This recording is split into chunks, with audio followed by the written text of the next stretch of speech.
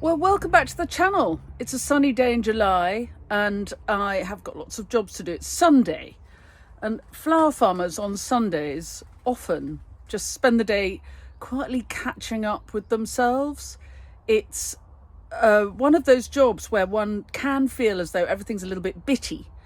And sometimes it's really nice to have a day when you just go, you know what, I'm just going to catch up with myself, see where things are.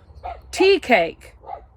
I've got some pricking out to do. I might take some cuttings. I'm looking at beds to clear, believe it or not, as to get ready for biennials for planting. And I'll give you a little tour of the garden and we'll see how we are. Anyway, you're very welcome. Off we go. Look, as I'm walking along, this is a lawn we've not mown recently. Look at the wildflowers. They're only a couple of inches high. White clover, the lovely purple bugle, the occasional buttercup. It's amazing what will come up even in a properly mown lawn if you leave it. Look, little forget-me-not, an oxeye daisy. All of this is forage for bees, butterflies and invertebrates. So do consider from time to time not mowing maybe every week, maybe mow just once a fortnight, and the difference is completely extraordinary. Now, if you're new to the channel, please do subscribe, press the bell icon, and we'll tell you when we've got more clips coming up. And if any of the tips and tricks we give you along the way are useful, you can always buy me a coffee, or better still, join my club. Links to coffee buying and club membership are in the blurb to all my clips. The club is a great place where no ads, all the clips are a little bit longer with a little bit more information, and there's a great community of people who really are all around the world and good friends with each other. It's a very supportive place. And I can never turn this thing off. So the first thing I'm doing is potting on seedlings I sowed in June, and I'm using old compost because why not? Waste not, want not. And these are honesty seedlings, Linaria, nice and big, easy for you to see what I'm doing. And because they're so big, they were sown a month ago tomorrow. It's the 14th of July today, and I sowed them on the 15th of June. And they're nice, quite nice big seedlings. So I can literally stick my hand in and lift the seedling up without disturbing it at all. And if you look, can you see the little roots dangling there? So I'm just going to pop them. They're going to have a pot each because they're quite big. And I'll backfill a little bit the pot. There we are. And I'll let that grow on now until planting it out in late August or early September, depending on when I have time. Meanwhile, Fabrizio's bringing the shady tables to go under the shade at the statutory so that my nice biennial seedlings have somewhere to grow on. Because that is the new office and we can have it all together. Wimbledon is on and the garden has that sort of sultry, hot July afternoon feel. It's going to be a good year for the crabapple crop. They're a nice bit of pricking out while Alcaraz beat Djokovic during the tennis. Look, the foxgloves are still really very tiny, so I could prick them out, but actually I'm going to whip round the garden with you and show you what's going on instead. So here's the statutory now working for its living at last. So I have a cunning ruse. You see, my seedlings are all in the shade. Yes. But if I turn round, you'll see that I'm facing east. In the morning, the sun comes up and they get, hello, tea cake. There's my dog. The sun comes up, and so they'll get plenty of sun, and that direction is south. So they then carry on getting sun until the sun goes round the corner, which means they get plenty of sun during the day, but they won't cook. In the late afternoon, it gets, if it's hot here, unlikely, I know, but when it's hot here, it's hot from about 3 o'clock in the afternoon. So long as they're in the shade from about 3, all is well. Anyway, that's Fabrizio's sign. He's very keen on soil management. So what else have we got going on in the garden? Well, the shrubs have loved this. The trees and shrubs have loved this wet summer, particularly the Catalpa bignoides, which leans out of the hedge. It's planted very much in the wrong place, but I love its zingy green leaves against the hedge. It's still quite young and has yet to flower, but there it is. And through here, the wildflower meadow has its late summer feel. But, so from a distance it looks quite brown, but as we get closer, you see the colour is still very much there, with the yellow hawksbit and the purple knapweed. Two kinds of knapweed. Knapweed 1, smaller, and knapweed 2, bigger. And as we walk down, it is very beautiful. I think the frothy grass that you can see now is called Yorkshire fog. There's still plenty of, there is the corky fruited water dropwort, and the daisies were amazing but are fading now. We've had quite a lot of rain, so it's all leaning rather. But there's still plenty of colour, but you have to get up close to see it.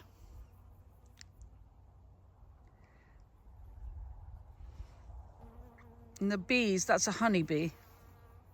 The bees are still hovering.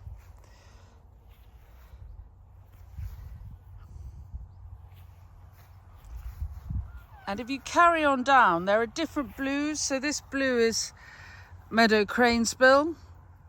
It's been cool, so we still have the occasional buttercup. And then this blue is my favourite. Don't tell Fabrizio, I'm going to tread on the meadow. This is Devil's Bit scabious.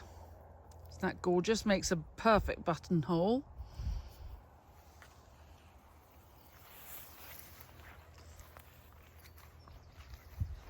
And the orchids have all gone to seed. There are butterflies bobbing around. The orchids have gone to seed. Look at that. Isn't that gorgeous colour? That's the Devil's Bit scabious there. But you can see if I turn, I'm trying to find some orchids here. That is a hard for you to see, hard for me to see. There it is. That point is an orchid gone to seed, and Fabrizio will take those seed heads later in the summer. He'll cut them before he cuts the meadow and save them. It does look lovely when you turn back into the light.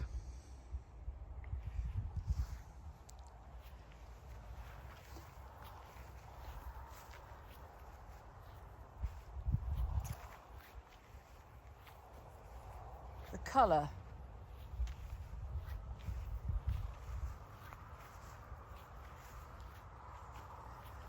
A good wildflower meadow will flower with one thing or another from quite early spring. We have cowslips and snake's head fritillaries all the way through to the end of the summer.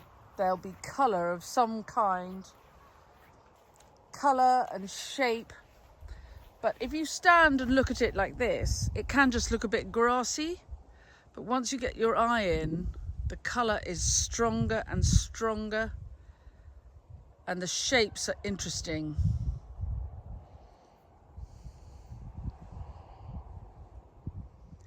It's cooler and shadier on this side of the hedge, so the corky fruited water dropwort is still very much going strong. And sometimes you find the garden escapes into the meadow. This is, of course, Verbena bonariensis, which is self-sown into the edge of the meadow here, where the ground is quite rich. More good colour around this pond. The purple spikes here are called purple loose strife. Makes a wonderful cut flower. And the white froth in the middle, that's wild filipendula or meadow sweet. And here we have crocosmia giving us a bright spurt of colour. And look, there's teasel growing up. Lovely statuesque plant to give food to the birds in the winter. These are the coming seed heads of the yellow flag iris.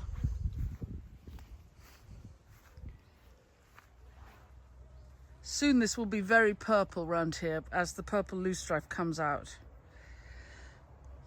And even if you look at the pond, there are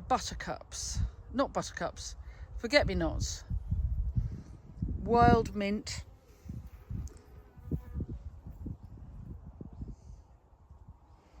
it's a lovely wild grassy place. This is where the deer hang out. Hello, tea cake. She's my little shadow. She follows me around, faithful. So here we're in the small tunnel, and the scent in here in the hot afternoon is absolutely amazing. Look, all nicely dried.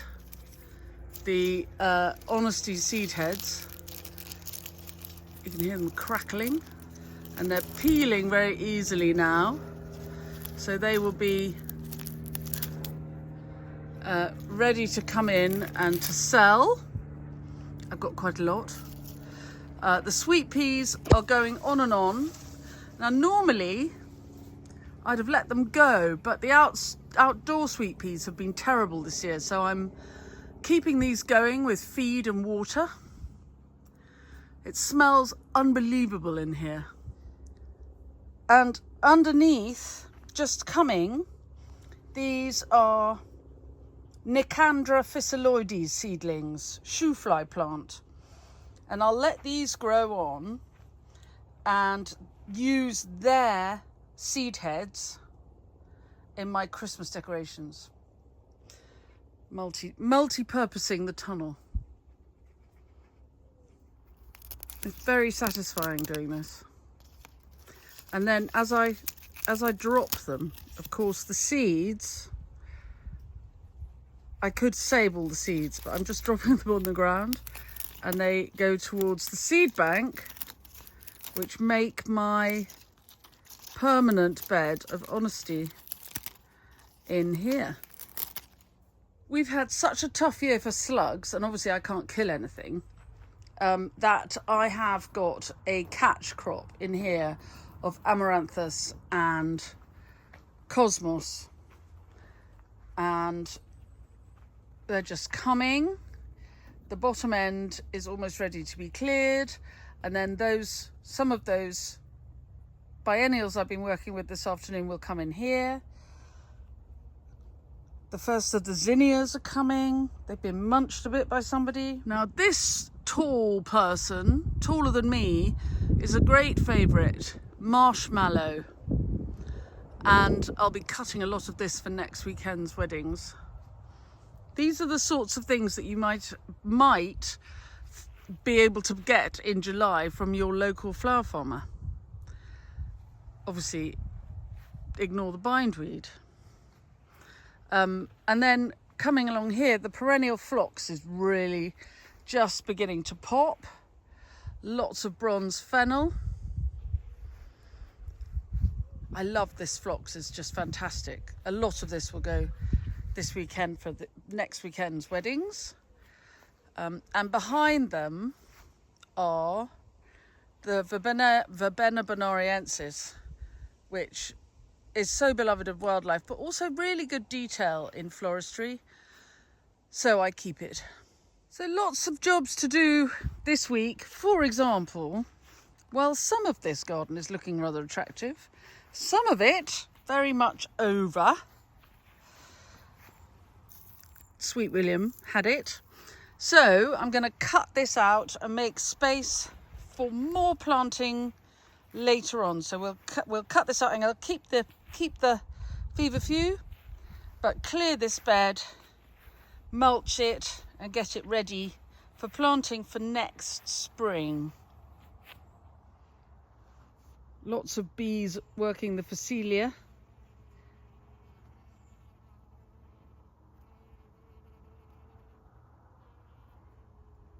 Yum, yum, yum. Now the Gadesha, I haven't grown Gadesha for years. It's what I would call an excellent joke. I'm not sure I'll grow it again, but I'm enjoying it this time. And also look at the red glads. They have been in that bed for maybe 5-6 years, and they just come back. There are not quite any dahlias, but any minute they're going to pop. They've been very, very slow because it's been so cool and damp and dark, but they're coming. Now here's a top tip. We lost nearly all our sweet peas to the slug, except for where there was phacelia self-sown, where they've done okay. So that's something I'm going to remember for next year.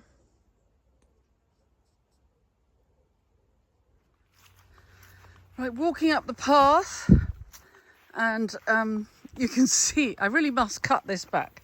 I keep having to swish past it. And there's a digger at the end here because at last the parking for the new studio is coming. So I hope that for those of you coming on workshops and garden tours and events and mentoring in September and October, you will be able to drive here, drive in your very own entrance. And I was promised that it would be done by now, but it's not quite. But you will have your own entrance here. It's coming, and you'll be able to park here, and there's the new studio. The doors will be open welcoming you there. So here we are up here. The Veronica, the blue Veronica, has been amazing. The white has mostly been cut, so you can't see it. The roses have been astonishing. They're slowing down a bit. There'll be a little bit more of a flush before the end of the month, and then I think they'll have a rest. I'll cut them back and give them a feed before they flower again in September. Wild leeks. Gorgeous. for a white wedding scheme. This is one of my all-time favourites in the garden, the white veronicastrum, just beginning to pop. But as beloved of the bees as it is of me. And lots to begin to dry. For example, this lovely limonium. I'm not taking it in quite yet, but I will soon start. So next weekend's weddings will have some fresh, but then I'll start harvesting to dry it. Excellent year for the steeper gigantea, which looks very well in front of the variegated cornus, and the golden physocarpus, which I harvest all season. Love this. This is Verbena hastata, a white form. Very, very good. And along here, the lovely, again, dries very nicely, sanguisorba. And I'm really up here just to see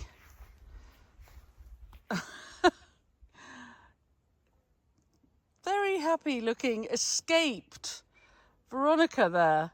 It's not supposed to be there, but it's sort of blown down the field and is extremely comfortable. And look, covered in bees. I love it when my garden, I can share it.